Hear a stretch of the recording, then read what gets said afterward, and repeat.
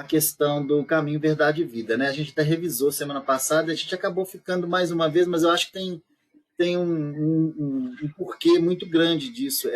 A gente necessita muito entender por que, que esses títulos vêm para a gente e tomam uma conotação até de livro, né? Igual a gente tem aqui, é uma conotação de livro.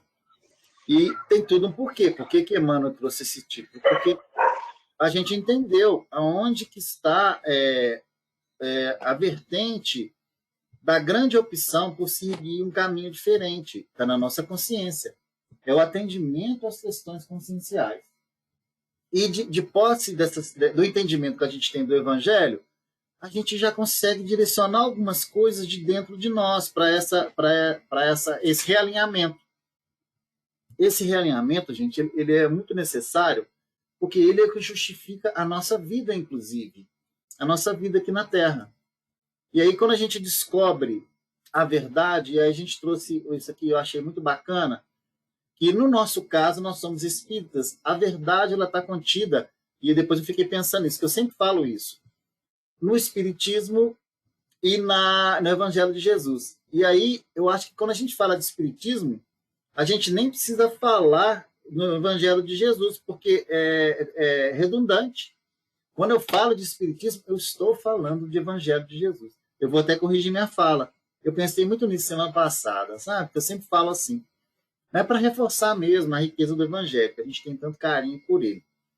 E aí, quando a gente traz que o caminho ele está construído, ou está se construindo na nossa consciência, é através desse caminho que a gente encontra a verdade.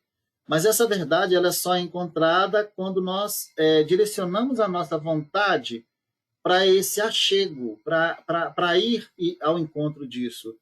Então, a área do nosso desejo, da nossa vontade, é o vetor que está na nossa consciência que vai nos aproximar, nos direcionar para esse entendimento da verdade. E a gente, a cada dia, a gente está amadurecendo mais esse entendimento. E aí, por quê? Porque através dessa construção de achar o caminho na nossa consciência, de vetorizar, de impulsionarmos nele, quer dizer, fazermos e construirmos nele, é que a gente encontra o verdadeiro sentido da vida, que é a estrutura do entendimento da vida espiritual dentro do nosso contexto de vida na Terra, que é material. Olha que interessante. Nós conseguimos nos movimentar, e quando a gente fala no contexto do sentimento, no contexto da própria atitude, no contexto do pensamento, sintonizados com uma ideologia nova, que começa a realinhar a nossa vida, inclusive na questão de entendimento, e nos capacitar, nos qualificar para a construção de obras que recebem o nome de Jesus, não são nossas. Nós apenas participamos. Mas participar já é um grande mérito.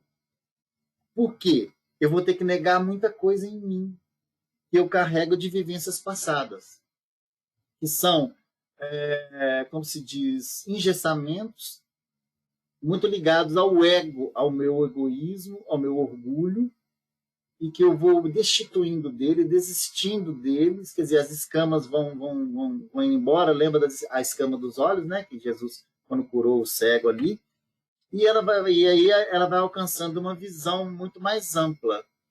E aí é interessante a gente se perceber nisso. Isso nós estamos buscando aqui. Porque nós estamos 6 aqui hoje. Cada um de nós aqui, gente, se nós não crescermos dia a dia na nosso cotidiano, nós estamos negligenciando os estudos, os livros que lemos, as nossas orações, as nossas meditações. Então, amanhã eu tenho que ser melhor que hoje. Eu preciso. Não é para Jesus, não é para Deus, é para mim. É porque eu tenho que entender que hoje ele é esforço, né? Porque ele é esforço porque eu ainda faço opções pelo contrário.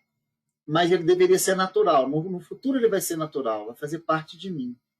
E aí, quando eu imagino Jesus, e até ontem Jacques trouxe uma coisa muito interessante para a gente no estudo, entender Jesus é profundo para a gente.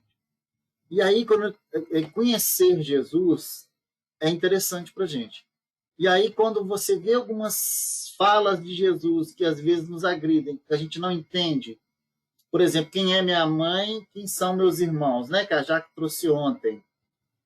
A gente fala assim, poxa, mas ele está negligenciando a mãe, a família? Não, gente. O amor dele é tão evoluído que eu vou ser muito sincero para vocês. Aqui nós temos Cristina, nós temos a Catarina, nós temos nós temos a Jaque e nós temos o R, eu esqueci, RFB. Gente, Deus ama da mesma forma Maria, José, João e cada um de nós. Porque o amor dele já alcançou essa sublimação. O amor dele não diferencia. E a gente precisa entender isso, porque aí a gente está conhecendo Jesus. Ah, mas ele nunca... Vamos supor, né, a Jaque, vamos imaginar a Jaque aqui pensando, ah, mas Jesus nunca conviveu comigo, nunca não sei o quê. Mas ele ama. A dimensão crística na questão evolutiva traz ao amor uma equidade muito grande que nós ainda não entendemos. Porque igual lá no estudo da Jaque, de novo, de ontem, quando ela falou para a gente que a gente trouxe aquela fala, hoje nós diferenciamos o nosso amor do nosso filho para o nosso cônjuge. E aí nós somos perguntados por que dessa diferença. O amor para o meu filho é muito mais puro. E aí na próxima reencarnação inverte. Quem era meu cônjuge vem meu filho, quem era meu filho vem meu cônjuge. Aí o meu amor muda. Então quer dizer que o nosso amor ele ainda é seletivo, ele é diferente, né, desse amor que Jesus tem. Porque Jesus não é dessa forma. E o amor dele é o mesmo para a mãe dele, para a família dele, e para os discípulos, e para a multidão, e para os animais que ele encontra, para as plantas que ele encontra na trajetória dele, vai trazendo aquela representatividade. Então, é um entendimento muito mais profundo que a gente precisa caminhar. Creio eu que quando o nosso amor ser universal, aí tem gente que ainda fala assim, é porque o amor que eu sinto pelo meu filho, ele não pede nada em troca. Eu falei assim, então quer dizer que o amor que você tem pelo seu marido e pela sua esposa, você sempre está pedindo alguma coisa em troca? Pode ser que sim. Porque o amor pelo meu filho é gratuito. Mas, quer dizer, o amor, então, pelo seu esposo, não é gratuito? Ele é condicionado? Então tem que acontecer alguma coisa para que ele exista? E aí, por isso que é imperfeito. Por isso que a gente é imperfeito. O dia que nós amarmos as nossas esposas, os nossos maridos, igual ao filho, com certeza a gente vai ter crescido na dimensão do amor. E o dia que eu amar o meu vizinho do mesmo jeito que eu amo o meu filho, e mais ainda, gente, o dia que eu amar Jesus, igual eu amo meu filho, minha esposa, meu esposo, e isso que eu estou falando é uma dimensão maior. Aí eu estou completo. Vocês já experimentaram amar com essa intensidade Jesus, nosso irmão maior? Porque ele nos ama. Ele nos ama. Ele nos conhece pelo nome. E ele vai dar a mesma atenção, o mesmo carinho, o mesmo amor para cada um de nós. Então é interessante quando a gente entra aqui no Evangelho, já começando a trabalhar, vamos dar só uma relida aqui, a gente entendê-lo, aprofundar no conhecimento de Jesus. O que ele falou que não tem nenhuma pedra como travesseiro? Também a gente entender isso. Dos entendimentos é a matéria, a posse, não interfere em nada no espírito crístico. Não há apego. Aí nós já encontramos um elemento que prejudica o nosso amor, a purificação do nosso amor, a santificação do nosso amor. Apego. Nós não diferenciamos apego de amor dentro de nós. Nós muitas vezes nos iludimos que amor é apego. E aí a gente começa a trabalhar isso. Olha, quer dizer que quando eu tiver o amor, eu não vou ter mais esse apego por nada.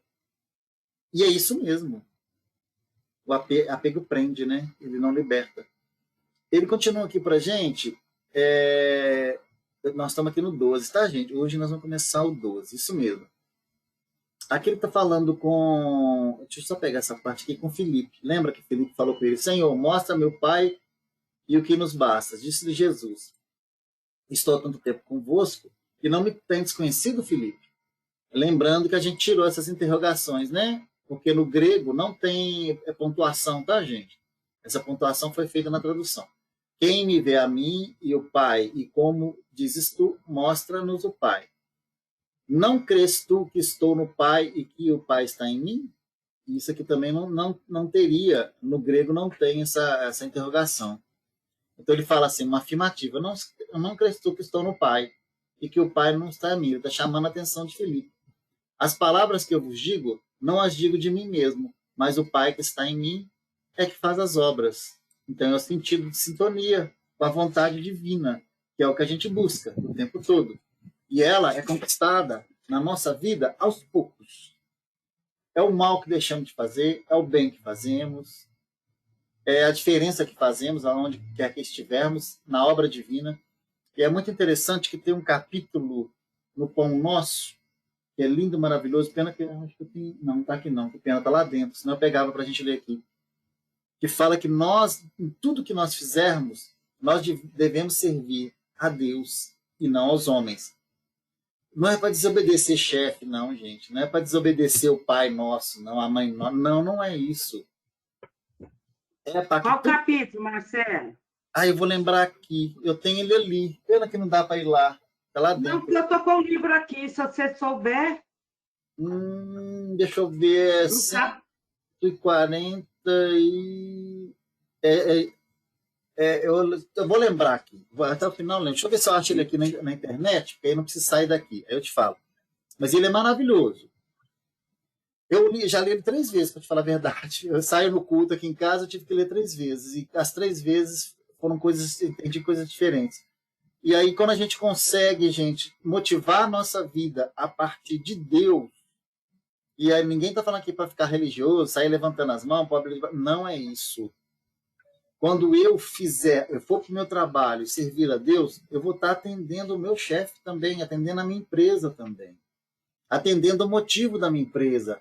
Porque quando eu falo motivo, o motivo do hospital é diferente do motivo de uma fábrica.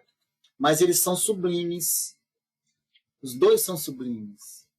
Servir a sociedade com algum produto, algum serviço, também é sublime. E aí eu tenho que fazer melhor. Porque naquilo que eu faço, eu estou servindo a Deus. E aí quando começa a entender essa dimensão, vou lembrar, tá? É a Lulu que falou? Não, é Cida. Não, é porque eu achei aqui o 150. O 150 é assim, pois o mesmo Pai que vos ama, pois o mesmo Pai que vos ama. É João 16, 27, não sei se é isso. Não, não. Deixa eu buscar lá pra gente, rapidinho, tá? Que tá lá em cima da mesa, eu tô vendo ele daqui. É um segundinho. Olha.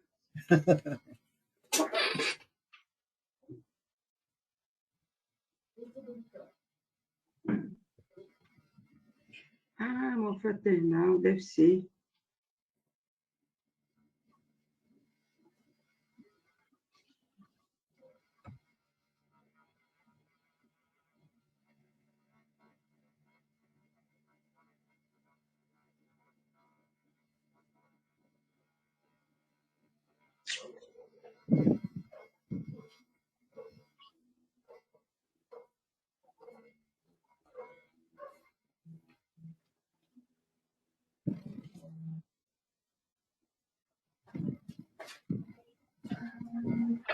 Achei. Achou? E é legal que aqui em casa, eu gosto tanto desses livros, gente, que eu só tenho 3 pão nosso. Vocês viram? Isso é errado, tá? Tem que doar 2. É Perante Jesus, lá na página 131, capítulo 57. Aí, Capítulo o quê? 57, Cida. Ah, tá. Você falou que é 100 e alguma coisa, eu fui lá. É uma carta de Paulo aos Colossenses, capítulo 3, versículo 23. E tudo quando fizerdes, fazei de todo o coração, como ao Senhor e não aos homens. E é muito interessante quando a gente consegue entender isso. Olha o que ele fala para a gente, só para a gente entender. A compreensão, deixa eu ver se dá tempo, dá. A compreensão do serviço do Cristo entre as criaturas humanas alcançará mais tarde a precisa amplitude para a glorificação daquele que nos segue de perto desde o primeiro dia, esclarecendo-nos o caminho com a divina luz. E aí a gente entende essa glorificação aqui, gente, não é glorificar, Jesus está glorificado. Não. A glorificação de Jesus é quando ele traz para a gente, quando nós trazemos ele para a nossa vida e passamos a representá-lo. E aí essa glorificação é a glorificação do Cristo interno de cada um. Através do exemplo de Jesus, esse Cristo eclode, ele se manifesta através da nossa personalidade. Então, isso que ele fala aqui, alcançará mais tarde a precisa amplitude, o preciso tamanho. Ele dominará a nossa vida na dimensão que ele precisa dominar, das atitudes, dos pensamentos. Aí ele continua. Se cada homem culto indagasse de si mesmo quanto ao fundamento essencial das suas atividades na Terra, ao fundamento das nossas atividades, tudo que fazemos, encontraria sempre no santuário interior vastos horizontes para a ilação de valor infinito. A ilação é a efetividade, buscando a efetividade dos valores do infinito, que é o valor espiritual. E ele continua. Para quem trabalhou no século? É uma pergunta interessantíssima. A quem ofereceu o fruto dos labores de cada dia? Gente, é uma pergunta que a gente tem que fazer para a gente, tá? Não desejamos menoscabar a posição respeitável das pátrias, das organizações, da família e da personalidade. Quer dizer, ele não está pedindo para você rebaixar isso. Todavia, não podemos desconhecer a expressão de relatividade no tempo. Porque quando a gente serve, gente, esses elementos, nós estamos servindo a relatividade do tempo e não a verdade do caminho, verdade e vida. Tá? No transcurso dos anos, continuando, as fronteiras se modificam, as leis evolucionam, o grupo doméstico se renova e o homem se eleva para destinos sempre altos. Tudo que representa esse esforço da criatura foi a realização de si mesmo, no quadro de trabalho permanente no Cristo. O que temos efetuado nos séculos constitui benefício ou ofensa a nós mesmos, e não a Jesus, igual a gente fala de vez em quando. Não é ofender Jesus, nós estamos ofendendo a nós mesmos. Nós estamos ofendendo a nossa evolução, gente. Olha que coisa interessante que a irmã traz para a gente. Na obra que pertence ao Senhor e não a nós outros. Então, essa obra que nós estamos buscando, ela não é nossa. A gente tem que entender isso. Aí ele fala, legisladores e governados passam no tempo com a bagagem que lhes é própria. E Jesus permanece a fim de ajuizar da vantagem ou desvantagem da colaboração de cada um no serviço divino da evolução e no aprimoramento. A administração e obediência, responsabilidades de traçar e seguir, são apenas subdivisões da mordomia conferida pelo Senhor aos tutelados. Gente, mordomia. Nós costumamos a nos submeter à administração, à obediência e à responsabilidade. E ele fala aqui que é uma mordomia, é um conforto. A gente precisa entender por que ele falou isso para a gente. Conferido ao Senhor aos tutelados. Porque quando nós sintonizamos com aquilo que a vida nos oferta, seja nas dimensões que forem, familiar, serviço, sociedade, a gente começa a entender como é o diálogo de Deus para conosco. Porque Deus fala com cada um de nós através do nosso cotidiano. Ele vira aqui para o seu Geraldo, e o seu Geraldo fala para ele assim, Deus, o que o senhor quer de mim? Ele não vai vir sentar aqui do lado do seu Geraldo e falar assim, eu quero isso. Não, não vai fazer isso. Ele vai mostrar pela vida. Ele vai mostrar pelo cotidiano, pelas coisas que acontecem no dia a dia. Deus conversa com a gente todos os dias no nosso cotidiano. No nosso trabalho, na gente na rua caminhando, no ônibus, no carro. Ele está conversando o tempo todo. Marcelo, eu quero isso de você. O cara te fechou. Eu quero paciência, resiliência sua. Tem um companheiro precisando de ajuda. Eu quero caridade de você. Tem um outro precisando conversar. Eu preciso da sua fala elevada para atender o companheiro. Ele fala isso o tempo todo com a gente. É o parente difícil. Olha, eu preciso da sua paciência e da sua fé para auxiliar o seu parente, o seu irmão, a sua mãe, o seu pai, o seu filho, o que for.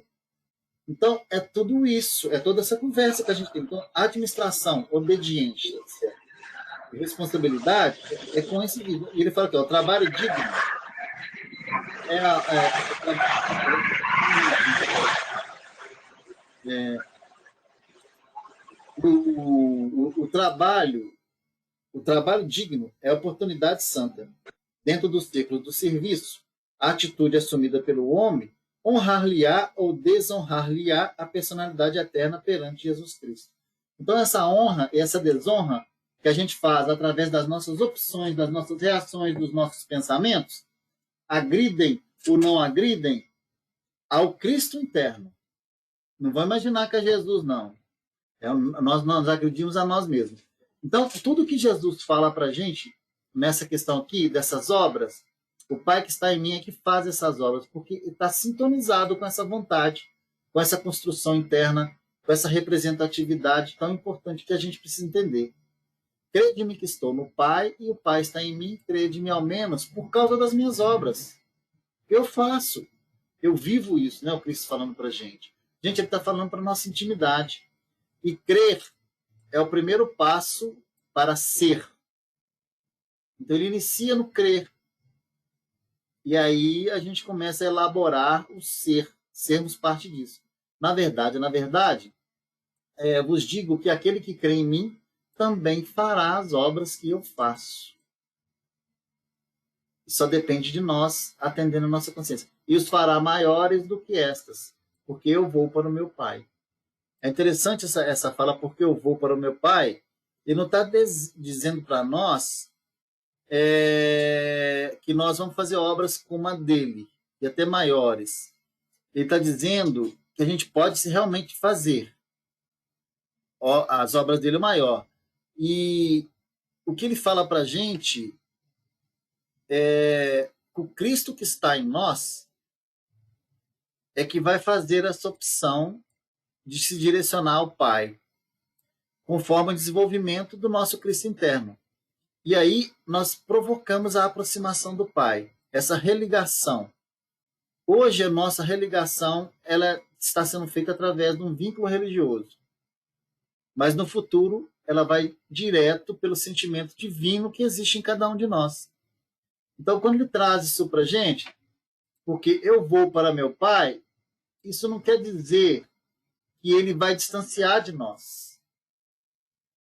Porque ele pertence ao desprendimento material. Ele não precisa se manifestar em um planeta materializado. Então ele precisa voltar ao meio natural dele, na dimensão suprema do que é viver no cosmos, e não vinculado a um processo temporal de evolução, igual a gente está fazendo aqui na Terra. Jesus já está desvinculado disso. E aí ele nos convida a seguir esse mesmo caminho. E tudo quanto pedires em meu nome, eu farei. Por que é em meu nome? É em nome do Cristo interno, na sintonia com Cristo Jesus. O nome de Jesus ele tem que estar grafado na nossa consciência como modelo, para que nosso Cristo interno olhe para ele e fale assim, eu vou tentar seguir esse caminho. E aí, o primeiro passo para essa consciência é crer. Ela precisa acreditar nisso. E aí nós vamos pedir em nome dele, e ele o fará. Ele fará como? Ele vai vir e vai fazer por nós? Não. Ele fará através de nós, através do Cristo interno. Não é Jesus que vai vir fazer para a gente. Nós faremos, e ele vai estar fazendo através da gente. Porque é o reflexo do Cristo interno, para que o Pai seja glorificado no Filho. Olha que coisa interessante. No Filho é na nossa consciência, no nosso espírito, na nossa psique. Se perdi alguma coisa em meu nome, eu farei. Mas ele fará como, gente? Dentro de nós. Nós é que faremos. Se me amardes, guardareis os meus mandamentos. Aí que vem essa questão do amor. A gente acabou de falar nela.